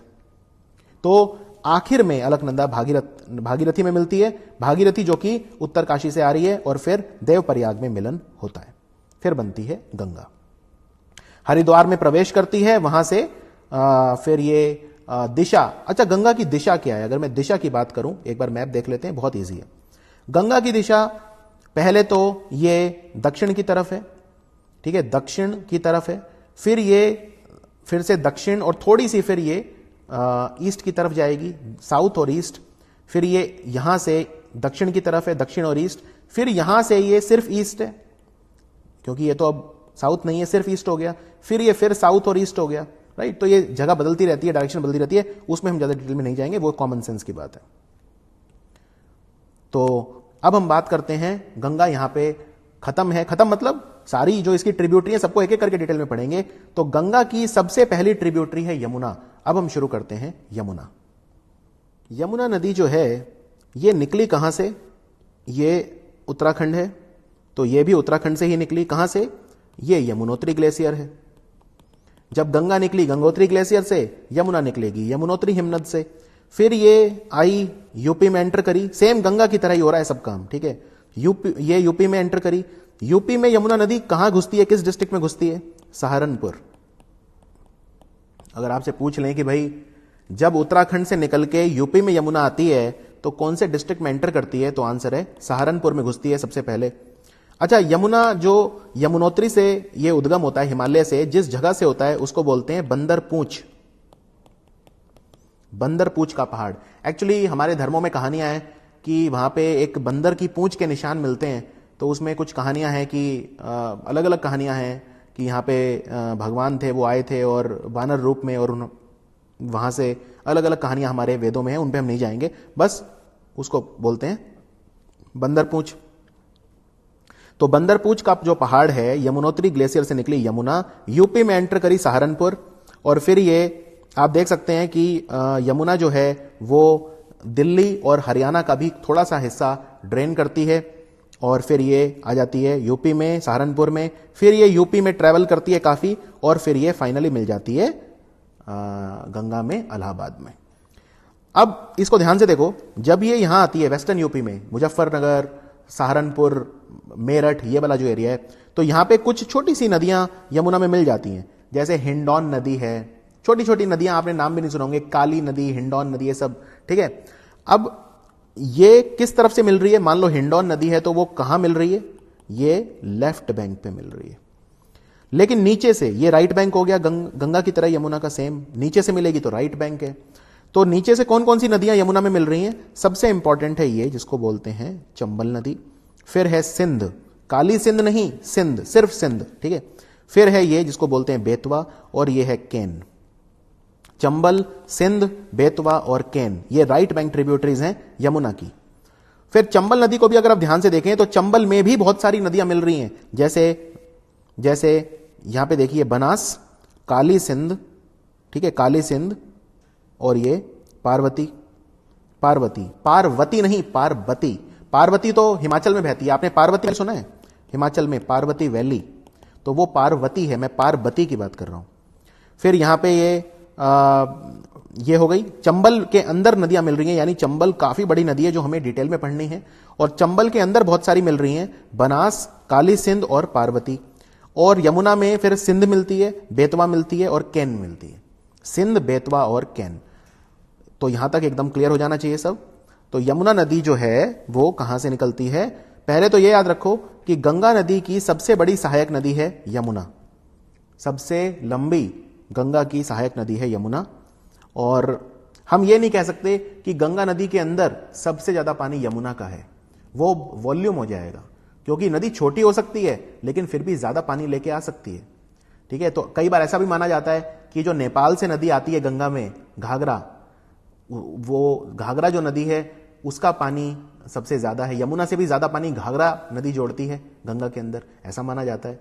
तो लेकिन सबसे लंबाई की अगर बात करें तो यमुना सबसे लंबी ट्रिब्यूटरी है, सहायक नदी है गंगा की, ठीक है, बिगेस्ट ट्रिब्यूटरी। तो गंगा के साथ साथ ही बंदरपूंछ का जो रेंज है, बंदरपूंछ का जो पहाड़ है, वहां से यमुनोत्री हिमनद, यमुनोत्री ग्लेशियर से निकली यमुना, और यमुना में फिर कई सारी नदियां आके मिलती हैं, जैसे चंबल, सिंध, बेतवा, केन इत्यादि, और फिर हिंडौन, सेंगर, वरुण वगैरह, ये सारी भी छोटी छोटी नदियां आके यमुना में मिलती हैं। यमुना सबसे बड़ी ट्रिब्यूटरी है गंगा की, सबसे इंपॉर्टेंट भी है, और वही चीज जो मैंने वहां हिंदी में लिखी थी या इंग्लिश में लिखी है, Bandarpunch peak, Garhwal region of Uttarakhand, और फिर ये आगे पहुंचती है। एक टॉन्स नदी भी मिलती है यमुना में, टॉन्स। ये इसमें यमुना एकदम क्लियर हो जाएगा आपको देख के। मैं पहले इसमें गंगा मार्क कर दूं तो ये गंगा हो गई और ये यमुना हो गई। अब यमुना में आप देखिए एक यमुना का कितना बड़ा जाल है। जाल कैसे है? ट्रिब्यूटरी देख लेते हैं, ये चंबल, ये चंबल, फिर ये सिंध, ये बेतवा और ये केन। तो अगर मैं आपसे पूछूं, मान लो कि केन नदी में और सोन नदी में क्या फर्क है? केन नदी में और सोन नदी में क्या फर्क है? केन मिलती है यमुना में, सोन मिलती है गंगा में। सोन अमरकंटक से निकलती है, सीधी गंगा में मिलती है, राइट। ये सोन ऐसे जाके सीधी गंगा में मिलती है, और ये केन है और ये केन है, तो ये जाके यमुना में मिल रही है। ये फर्क है, ठीक है। ये क्लियर है ये डायग्राम? तो एक एक करके पढ़ें। चंबल नदी, चंबल नदी निकलती कहां से है? चंबल नदी मध्य प्रदेश के मालवा पठार के पास से निकलती है, मालवा प्लेट्यू, और यह उत्तर की ओर फिर कोटा राजस्थान की ओर बहती है। कोटा से फिर ये बूंदी, सवाई माधोपुर और धौलपुर की ओर बहती है। फिर नीमच, मंदसौर वगैरह यहां भी ये जाती है। ये सब नीमच, मंदसौर ये सब मध्य प्रदेश में है। तो चंबल नदी भारत के 3 राज्यों में बहती है, याद रखिए। मैक्सिमम तो मध्य प्रदेश और राजस्थान, परंतु यूपी में भी बहती है। बस इन्हीं 3 राज्यों में चंबल नदी बहती है, यूपी, मध्य प्रदेश और राजस्थान। इसके ऊपर डैम भी बने हुए हैं, जैसे राणा प्रताप सागर, जवाहर सागर इत्यादि। ठीक है, गांधी सागर भी है। गांधी सागर, राणा प्रताप सागर और जवाहर सागर, ये 3 सबसे इंपॉर्टेंट डैम है चंबल नदी के ऊपर। चंबल नदी का पानी भी काफी साफ है। और फिर ये चंबल नदी किस में मिल जाती है? यमुना में मिल जाती है। यमुना में मिल जाती है। इसके अलावा चंबल नदी यमुना में मिलती किस लोकेशन पे है? यूपी में इटावा में मिलती है। ये सब वैसे आपको याद नहीं रखना, सिर्फ आपकी एक अंडरस्टैंडिंग के लिए बता रहा हूं। ठीक है, यानी मैं पूछना ये चाह रहा हूं, ये देखो, ये चंबल नदी आई, फिर ये राजस्थान में गई, ये फिर यहां पे आके ये यमुना में मिल गई। ये स्थान कौन सा है जहां पे वो यमुना में मिली? ये है यूपी का इटावा। ठीक है, इटावा। तो चंबल नदी के ऊपर गांधी सागर, राणा प्रताप सागर और जवाहर सागर है। जवाहर सागर है कोटा में, राणा प्रताप सागर है रावत भाटा राजस्थान में, और गांधी सागर है नीमच मंदसौर मध्य प्रदेश में। और यमुना में एक नदी और आके मिलती है, सिंध नदी। यहां पे ध्यान से देखिए, चंबल तो हो गई, चंबल तो हमने कर ली। ठीक है, अब चंबल के इधर आ जाओ, थोड़ा सा और पूर्व में आ जाओ। ये देखो, ये एक और नदी है, सिंध में आके मिल रही है यमुना में। और अगर आप ध्यान से देखेंगे तो ज्यादा डिस्टेंस नहीं है। जैसे ये चंबल यहां कहीं मिल रही है आके, और सिंध यहां मिल रही है आके। ये चंबल यहां मिल रही है और सिंध यहां मिल रही है, बहुत ज्यादा डिस्टेंस नहीं है। ठीक है, तो चंबल नदी यमुना से मिलती है कहां पे? इटावा में। और ये जो सिंध नदी है, ये कहां मिलती है आके यमुना में? ये मिलती है जलौं। यूपी में एक जगह है जलौं, वहां पे मिलती है। तो सिंध नदी मिलती है यमुना से, जलौं डिस्ट्रिक्ट यूपी। जहां चंबल मिलती है उसी के थोड़ा सा पास, लेकिन चंबल मिलती है इटावा में। क्लियर? चंबल एकदम क्लियर हो जानी चाहिए। अब आपको चंबल में मेरे को नहीं लगता कोई भी आपको प्रॉब्लम होनी चाहिए। तो ये हमने जो चंबल है ये कवर कर ली, सिंध हमने कवर कर ली, बेतवा और केन पे भी हम नजर जरूर डालेंगे। चंबल नदी में एक सेंचुरी भी है बहुत important, national Chambal sanctuary, wildlife sanctuary है नेशनल चंबल सेंचुरी। ये धौलपुर में है। धौलपुर मतलब राजस्थान। फिर घड़ियाल कंजर्वेशन के लिए फेमस है। वैसे आपको एक चीज बता दूं, ये नेशनल चंबल सेंचुरी इतनी बड़ी है कि ये यूपी में भी है, एमपी में भी है और राजस्थान में भी है। तीनों में इसका हिस्सा है। तो कई बार बच्चे कंफ्यूज हो जाते हैं जब क्वेश्चन आता है नेशनल चंबल सेंचुरी कहां है, क्योंकि कई बार ऑप्शन में हाँ, लेकिन ऐसा कभी नहीं होगा कि आपको यूपी भी ऑप्शन में मिलेगा और एमपी भी मिलेगा, क्योंकि दोनों में है। लेकिन यूपी, एमपी और राजस्थान तीनों में है नेशनल चंबल सेंचुरी। तो ये धौलपुर में वैसे इसका काफी बड़ा हिस्सा है। घड़ियाल के लिए फेमस है। घड़ियाल एक तरह का मगरमच्छ होता है, एक तरह का मगरमच्छ होता है घड़ियाल। तो घड़ियाल बाकी मगरमच्छ से अलग कैसे होता है? जैसे नॉर्मल मगरमच्छ है अगर, तो घड़ियाल के एक आगे लंबी चोंच निकली होती है। ठीक है, घड़ियाल जो होता है उसके आगे चोंच निकली होती है जिससे ये मछली खाता है, इसलिए घड़ियाल बिल्कुल अलग होता है। तो घड़ियाल एक तरह का मगरमच्छ होता है जो मिलता है भारत में। भारत में 3 तरह के मगरमच्छ मिलते हैं। एक का नाम है मगर, एक का नाम ही है मगर, एक है घड़ियाल और तीसरा है जो साल्ट वाटर क्रोकोडाइल बोलते हैं, जो बहुत बड़ा होता है, जो भीतरकनिका नेशनल पार्क में मिलता है, बहुत बड़ा विशाल। ठीक है, घड़ियाल छोटा होता है, घड़ियाल छोटा होता है। तो चंबल नदी में कौन कौन सी नदी आके मिलती हैं? काली सिंध, बनास, पार्वती और शिप्रा। शिप्रा ये उज्जैन से आती है, उज्जैन शिप्रा नदी के किनारे है। महाकालेश्वर मंदिर आपने सुना होगा, जय महाकाल, तो वो शिप्रा नदी जो है ये भी आके मिल जाती है चंबल में। तो चंबल पे हम थोड़ा सा एक बार फोकस दोबारा करते हैं आपकी अंडरस्टैंडिंग के लिए। अब हम सिर्फ चंबल पे फोकस करेंगे। ठीक है, ये रही चंबल। चंबल में ये मिल गई बनास, ये मिल गई काली सिंध, ये मिल गई पार्वती, और एक और मिलती है जिसकी हमने बात करी, वो है शिप्रा नदी। चंबल एकदम क्लियर हो जानी चाहिए अब। और बनास, काली सिंध और पार्वती, मैं और जूम कर रहा हूं, तो ये हो गई पार्वती, ये हो गई बनास, और ये हो गई काली सिंध। अब काली सिंध में और सिंध में क्या फर्क है? काली सिंध चंबल में मिलती है और सिंध सीधी जाके यमुना में मिल जाती है, यह फर्क है। तो अब हम गंगा की हमने 2-3 ट्रिब्यूटरी थी, यमुना खत्म है, यमुना में से ज्यादा और कुछ नहीं है, लेकिन कुछ छोटी छोटी नदियां हैं जिन पे हम एक बार नजर डाल लेते हैं। तो मैंने आपको बताया था गंगा नदी में ऊपर से 3 नदियां नेपाल से आके मिलती हैं, घाघरा, कोसी और गंडक। तो गंडक जो नदी है ये निकलती कहां से है? ये नेपाल और तिब्बत के बॉर्डर से निकलती है, फिर ये नीचे की तरफ आती है, दक्षिण की तरफ भारत में आती है, धौलागिरी और अन्नपूर्णा पहाड़ों के बीच में बहती है। ये एक एमसीक्यू में आ चुका है कि कौन सी नदी है जो धौलागिरी और अन्नपूर्णा, अन्नपूर्णा बहुत ऊंचा पर्वत है नेपाल में, तो धौलागिरी और अन्नपूर्णा के बीच में कौन सा नदी बहती है? तो आंसर है गंडक नदी। और ये गंगा में मिल जाती है। अच्छा, ये गंगा में तो मिलती है, घाघरा, कोसी और गंडक तीनों मिलती हैं, तो गंडक किस जगह पे मिलती है? ये बिहार के सोनपुर में मिलती है। क्लियर? गंडक हो गया। अब कोसी देख लेते हैं और घाघरा देख लेते हैं। घाघरा नदी को हम कर्नाली भी बोलते हैं, कर्नाली भी बोलते हैं। ये तिब्बत के हिमालय से निकलती है, नेपाल तिब्बत बॉर्डर जो है, तो ये नेपाल से भारत आ रही है। इसका मतलब ये नहीं है कि नेपाल से ही निकल रही हैं, ये तिब्बत से ही निकलती हैं, तिब्बत के पहाड़ों से ही निकलती हैं। तो तिब्बत से बहुत सारी नदियां निकलती हैं। गंडक और घाघरा भी इनका उद्गम तिब्बत से होता है। फिर ये तिब्बत से भारत डायरेक्टली नहीं आती, ठीक है, सतलुज की तरह सीधी तिब्बत से भारत नहीं आती, ये पहले नेपाल जाती है, वहां से फिर बिहार आती हैं। तो फिर है घाघरा नदी। ये मापचुंगो नाम का एक ग्लेशियर आता है, मापचुंगो का हिमनद वहां से निकलती है तिब्बत से, फिर ये नेपाल जाती है। हां, घाघरा नदी की एक इंपॉर्टेंट बात यह है कि घाघरा नदी की एक सहायक नदी है सरयू नदी। आपने सुना है अयोध्या सरयू नदी के किनारे है, तो वो सरयू नदी घाघरा में जाके मिलती है। तो घाघरा नदी की एक उपनदी या सहायक नदी है सरयू नदी, और अयोध्या जो है वो इसी के किनारे है। और याद रखिए, अगर हम लेंथ की बात करें, लेंथ, लंबाई, तो गंगा की सबसे बड़ी उपनदी कौन सी है? यमुना, और दूसरे नंबर पे है घाघरा। और अगर पानी की बात करूं तो मैं आपको कह सकता हूं घाघरा में यमुना से ज्यादा पानी है। अब कोसी की बात करते हैं। देखो, कोसी तो बिहार में, बिहार का अतिशोक बोलते हैं, सौरो ऑफ बिहार बोलते हैं इसे, ठीक है, बिहार का अतिशोक। क्योंकि वैसे तो ये सारी नदियां जो नेपाल से आ रही हैं, ये दक्षिण में आ रही हैं भारत में, तो काफी तबाही मचाती हैं, क्योंकि पानी एकदम से बहुत इनमें बढ़ जाता है और फिर ये बिहार में आती हैं तो पूरी फसल बर्बाद कर देती हैं। तो कोसी नदी जो है वो, उसको सप्तकोशी भी बोलते हैं, क्योंकि कोसी में 7 नदियां मिलती हैं। इनके नाम आपको याद नहीं रखने, ये 7 नदियां हैं जो कोसी में मिलती हैं, तो इसे सप्तकोशी भी बोलते हैं।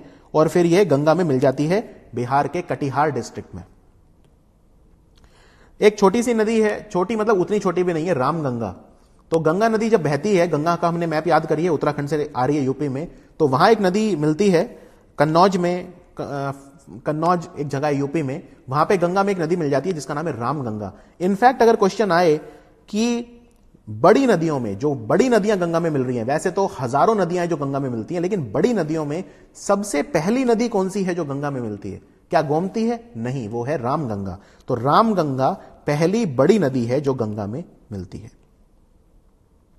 फिर ये कुछ और नदियां हैं। दामोदर, मैंने आपको बताया था, दामोदर आपको बता देता हूं, दामोदर इंपॉर्टेंट हो सकती है। देखिए, गंगा की बात करते हैं, तो ये गंगा आ गई, बिहार में गई, झारखंड को छुआ और बंगाल में आ गई, और ये फिर 2 पार्ट्स में बट गई, ये गंगा है। अब इस जगह पे फोकस करते हैं। ये जगह कौन सी है जहां से ये गंगा 2 पार्ट में बट गई? ये है फरक्का बैरेज, फरक्का। और ये नीचे जो है नदी, ये कौन सी हो गई? हुगली। और ये हो गई पद्मा, बांग्लादेश में गंगा को पद्मा बोलते हैं। अब यहां पे ये हुगली है जिसके किनारे कोलकाता है, हुगली में आके एक नदी मिलती है, इसे बोलते हैं दामोदर। तो दामोदर नदी गंगा में नहीं मिल रही, दामोदर हुगली में मिल रही है, दामोदर हुगली में मिल रही है। तो दामोदर नदी जो है बंगाल में भारी तबाही मचाती है, इसीलिए इसे बोलते हैं सौरो ऑफ बंगाल, यानी बंगाल का अतिशोक कौन सी है? बंगाल का अतिशोक है दामोदर नदी। तो यह है दामोदर नदी। और इसके बाद सरयू हमने देख लिया है। सरयू जो है वो घाघरा में जाकर मिल जाती है, घाघरा की ट्रिब्यूटरी है, उसको हम देख चुके हैं। फिर महानंदा, हाँ, महानंदा भी एक नदी है, बंगाल के लिए बहुत जरूरी है महानंदा। आप कभी बंगाल का मैप देखिए, बंगाल का अगर आप मैप देखेंगे, यहां पे मैं आपको दिखाता हूं बंगाल की शेप कैसी है। ये बंगाल है, यानी रफली मैं अगर बंगाल देखूं तो बंगाल कुछ ऐसा है। ऊपर एक छोटा सा पार्ट है, ठीक है, फिर एक ये ऐसे है, और फिर ये नीचे एक बड़ा पार्ट है, ठीक है। ये इसको बोलते हैं महानंदा कॉरिडोर। और ये जो एरिया है पूरा, ये जो अलीपुरद्वार और दार्जिलिंग और सिलीगुड़ी वगैरह, ये वाला एरिया है, ये चिकन नेक ऑफ इंडिया समझते हैं आप। ये जो एरिया है, ये दार्जिलिंग, कलिम्पोंग वगैरह हो गए, ठीक है। फिर ये अलीपुरद्वार और ये सब हो गए, यहां पे कूच बिहार वगैरह। फिर ये यहां पे नीचे ये जो एरिया है, जो बड़े वाले एरिया को जोड़ता है, तो ये जो है इसको बोलते हैं, मैं इसको शेड कर रहा हूं, ये है महानंदा कॉरिडोर। तो महानंदा नदी भी गंगा में आके मिल जाती है, महानंदा नदी भी गंगा में आके मिल जाती है। और सोन नदी, सोन अमरकंटक से निकल के नीचे से आके गंगा में मिल जाती है। कई बुक्स लिखती हैं कि सोनपुर में ही मिलती है, इसलिए उसे सोनपुर बोलते हैं बिहार में। अब गोमती की बात करते हैं, बहुत आसान है। तो ये मेन गंगा है, मेन गंगा की धारा, ठीक है। गोमती अब बना देता हूं, ये गोमती है, ये एकदम नेपाल बॉर्डर से आ रही है, ये नेपाल है, नेपाल बॉर्डर पे पीलीभीत है, यूपी का पीलीभीत आप जानते हैं, तो पीलीभीत से आ रही है गोमती।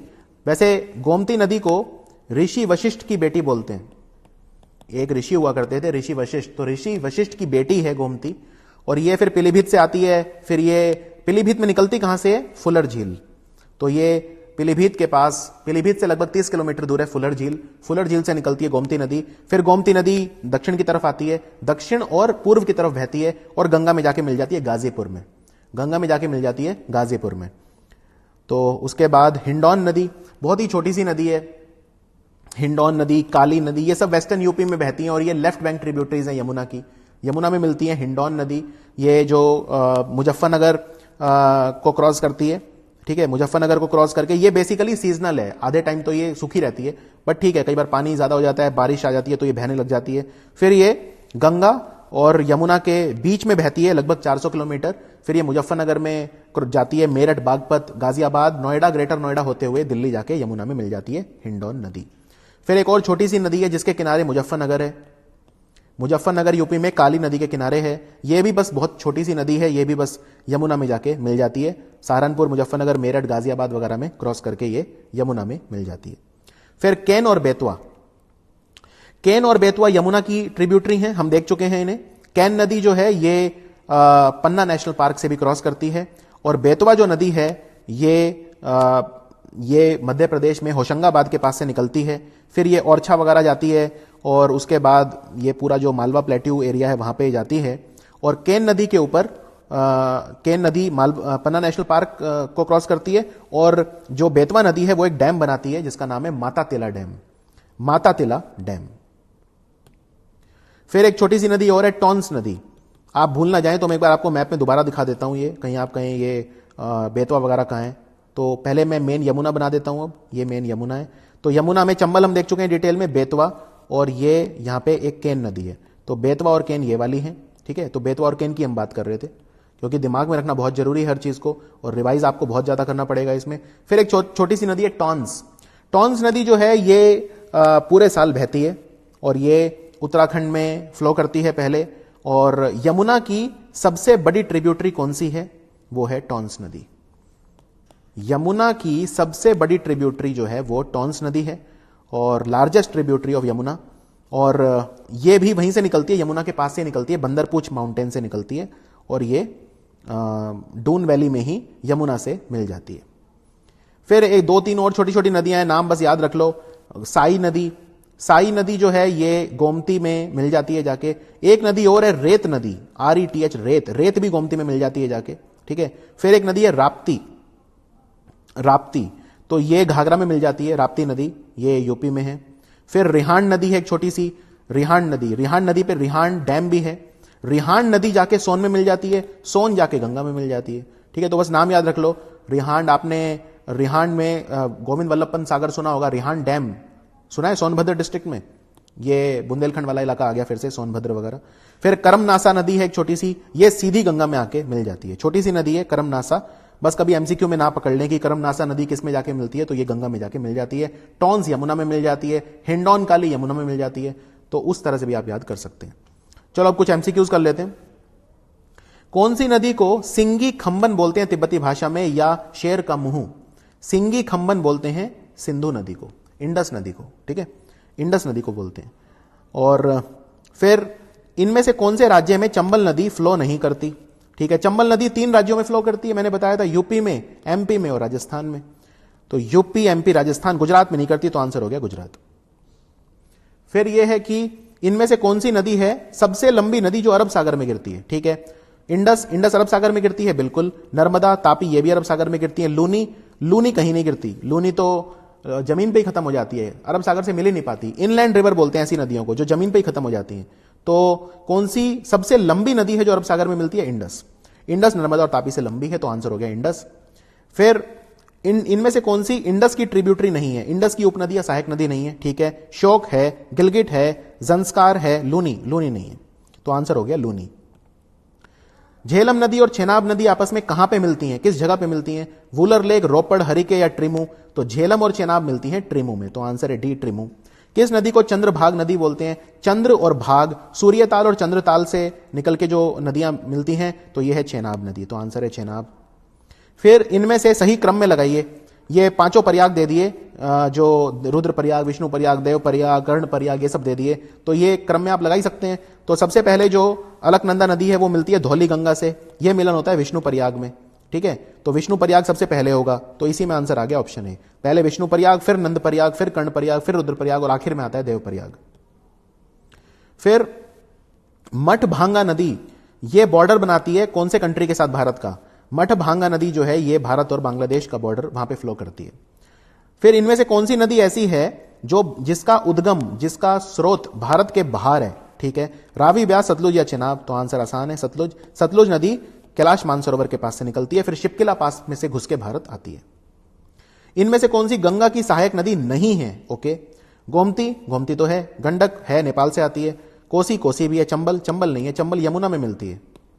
फिर इनमें से कौन सी नदी है जो ट्रांस हिमालयन नदी है? ट्रांस हिमालयन समझते हैं, हिमालय के ऊपर, यानी या तो लद्दाख के पहाड़ या काराकोरम के पहाड़ या कैलाश के पहाड़, इनमें से अगर कोई निकलेगी तो वो ट्रांस हिमालयन रिवर हो गई।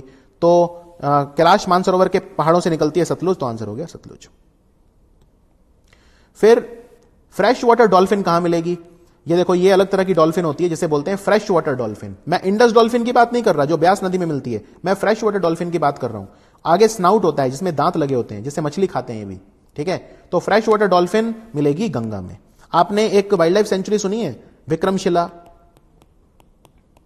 विक्रमशिला जो डॉल्फिन सेंचुरी है, गैंगेटिक डॉल्फिन बोलते हैं इसे, क्योंकि ये सिर्फ फ्रेश वाटर में मिलती है गंगा के। गैंगेटिक डॉल्फिन विक्रमशिला भागलपुर में है, बिहार में। तो आंसर हो गया गंगा नदी। गंगा नदी में मिलती है फ्रेश वाटर डॉल्फिन। सियाचिन नदी का जब सियाचिन ग्लेशियर जब पिघलता है तो कौन सी नदी बनती है? तो नदी है नुब्रा। फिर ये नुब्रा जाके मिल जाती है श्योक में, और ये श्योक फिर जाके मिल जाती है इंडस में। तो ये था हमारा रिवर्स ऑफ इंडिया का भाग 1। बहुत जल्दी लेकर आऊंगा भाग 2 और भाग 3। इसको अच्छे से पढ़िए, एकदम पूरी आप दिल लगा के इसे पढ़िए। और मैं आपको एक बार, सबसे पहले जो मैंने आपको फोटो दिखाई थी, एक बार मैं उसको दिखाना चाहूंगा, जिससे आपका भय अब कम काफी हो जाएगा। तो ये जो अंडरस्टैंडिंग है ये नहीं मिलती कहीं भी जो इस वीडियो में मैंने आपको दी है। देखिए, अब ये जो इतना डरावना लग रहा था, सडनली आपको उतना डरावना नहीं लगेगा। क्यों? क्योंकि हमने अब कवर कर लिया है। मैं उस एरिया को कवर कर दूंगा जो हमने कवर कर लिया है। तो ये देखिए, ये इंडस है, हमने इसे कवर कर लिया है। ये पांचों, झेलम, चेनाब और ये हमने इनको कवर कर लिया है। तो मैं इसे शेड कर रहा हूं, ठीक है, शेड कर रहा हूं, ठीक है। फिर ये गंगा, यमुना, ये सब मैंने इनको कर लिया है। चंबल, बनास, बेतवा सब हो गया है। घाघरा, गोमती, गंडक, कोसी सब हो गया है। ये गंगा नदी का पूरा गंगा बेसिन हमने, गंगा रिवर सिस्टम कवर जो है वो कर लिया है। यमुना भी कवर कर लिया है। यानी कि आप देख सकते हैं लगभग 1/4 कह सकता हूं, रफली 1/4 भारत मैंने कवर कर लिया है। अभी जो बची हैं, तो भाग 2 में हम क्या पढ़ेंगे? भाग 2 में हम पढ़ेंगे ब्रह्मपुत्रा, नॉर्थ ईस्ट की नदियां पढ़ेंगे, लोहित नदी, और ये क्या नाम जो सिक्किम से निकलती है, तीस्ता नदी, तीस्ता भी पढ़ेंगे। ब्रह्मपुत्रा रिवर सिस्टम पढ़ेंगे पूरा। फिर ये छोटी छोटी नदियां पढ़ेंगे, लूनी, साबरमती, माही, और फिर हम पढ़ेंगे नर्मदा और तापी। सेंट्रल इंडिया की नदियां, साउथ इंडिया नहीं, सेंट्रल इंडिया। तीसरे वीडियो में हम पढ़ेंगे साउथ इंडिया की नदियां, यानी महानदी, गोदावरी, कृष्णा, कावेरी और पेरियार नदी, और ये छोटी छोटी श्रावती नदी, और ये सारे, मीठी नदी मुंबई में है, और ये सब पढ़ेंगे, ठीक है। तो ये था हमारा भाग 1 रिवर्स ऑफ इंडिया। कोई भी डाउट हो, इंस्टाग्राम है आपके पास, इंस्टाग्राम पे मुझे मैसेज भेजो और डाउट अपना क्लियर करो। और अगर इंस्टाग्राम पे नहीं हो, कोई बात नहीं, ईमेल कर दो। ईमेल है gaurav.studyiq@gmail.com। तो मिलते हैं भाग 2 में। ये था static GK. Thank you for watching study IQ।